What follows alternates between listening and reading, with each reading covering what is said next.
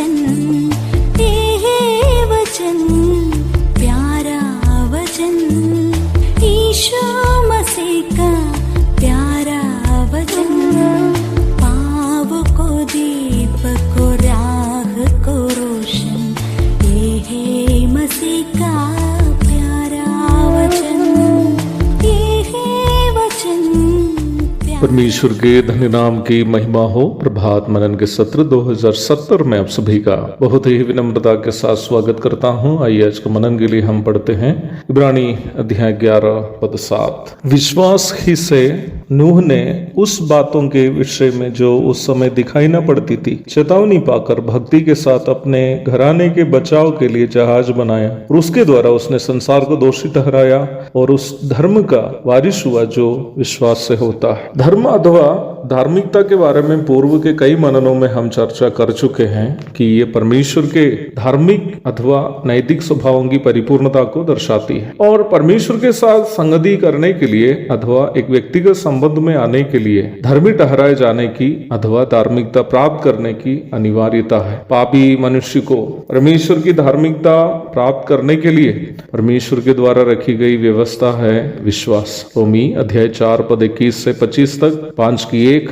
अध्याय 10 की 9 और 10, एफेसियो 2 की 8, इब्रानी 11 की 6। प्रारंभ में पढ़ी गई आयत में हम देखते हैं कि नूह भी विश्वास से मिलने वाली उस धार्मिकता के वारिस हो गया है। यहाँ नूह का कौन सा विश्वास की चर्चा की जा रही है? नूह का उस विश्वास की जो उन्होंने उनसे कहा गया परमेश्वर के वचन पर किया है।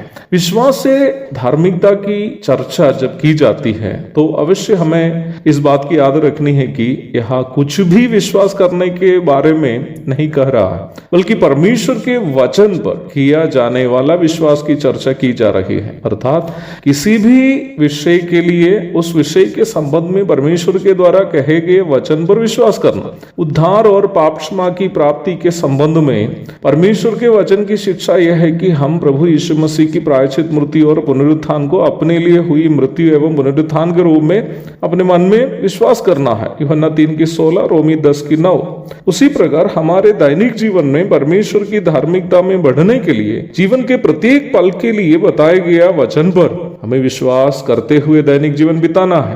दैनिक जीवन में परमेश्वर के वचन पर विश्वास करते हुए जीवन नहीं बिताने वाला एक व्यक्ति ना ही एक पवित्र जीवन बिता पाएंगे, ना ही अपने जीवन से परमेश्वर को प्रसन्न कर पाएंगे। इस विषय को एक सैद्धांतिक विषय के रूप में नहीं बल्कि दैनिक जीवन में लागू करने का एक विषय के रूप में समझना जरूरी है। दैनिक जीवन में परमेश्वर के वचन पर विश्वास करने का अर्थ परमेश्वर के साथ एक नियमित संबंध में जीना है। जब हम वचन पढ़ते हैं परमेश्वर हमसे बात करता है। जब हमसे कहा गया वचन पर हम विश्वास करते हुए उसके अनुसार हम अपने जीवन बिताते हैं, हमारे जीवन परमेश्वर की इच्छानुसार क्रमीकृत हो जाते हैं। अर्थात हम परमेश्वर के स्वभाव में अपने आप को सुधार कर पाते हैं। परमेश्वर की धार्मिकता में बढ़ने का अर्थ यही है। नूह ने उनसे कहे गए परमेश्वर के वचन पर विश्वास किया और उनका विश्वास उनके कर्म में प्रकट भी हुआ। जल प्रलय के बारे में उनसे जिस परमेश्वर ने चेताया उस परमेश्वर ने उन्हें जल प्रलय से बचने का